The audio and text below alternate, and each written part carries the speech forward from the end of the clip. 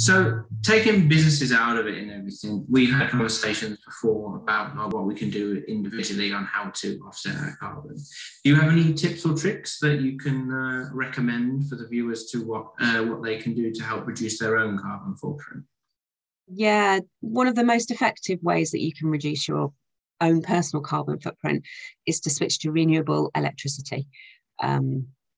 And just make sure that it is fully renewable. So you want to make sure it's coming from solar or wind, and not by companies actually burning coal and then buying offsets to then say that it is green energy. So and then that is one of the really the biggest things you can do.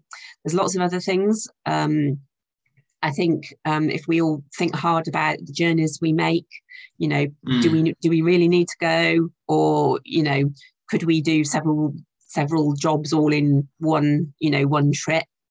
Things like just turning down the heating, putting a jumper on, things like that. Turning your thermostat down, really.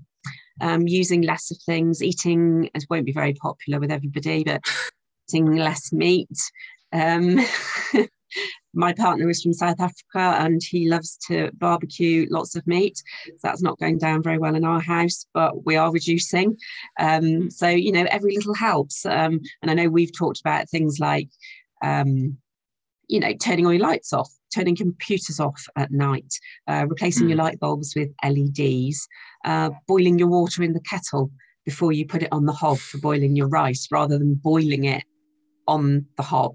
It's more efficient to use your kettle. And only when you're making a cup of tea, just boil what you need. Don't boil a whole kettle full when you only really need a cupful. So there's just a few ideas, but that there are many ways in which you can start to reduce your own personal. Actually, you mentioned that my wife was talking to me the other day. We need to get a kettle for on top of the hob, because she said they're quite fancy and quite nice. And I said, no, we can't do that, because that's going to be not very carbon efficient, that is. Because obviously we spoke about the boiling water for like pasta and rice. And I said, no, we can't have that. I'll be in trouble with your wife then. No, she's fine. She's just picked out a nice electric one instead, so it's absolutely fine. Yeah. So, another way is to, public transport, if possible, walk if you can. That's great exercise as well, and great for your mental health to get out and about in the fresh air. And if you've got the opportunity to buy an electric car, that would be if you've got the means to do it, and it's not, because I know people will say, especially like I'll try up in the comments about, well, it's not viable for me because I do this. No, we're not saying that you must do this if it's within your power in which to do so, because sooner or later you're not going to have an option.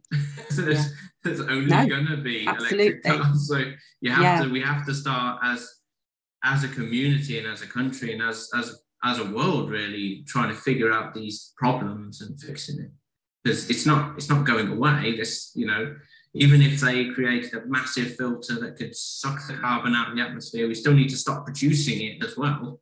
We can't just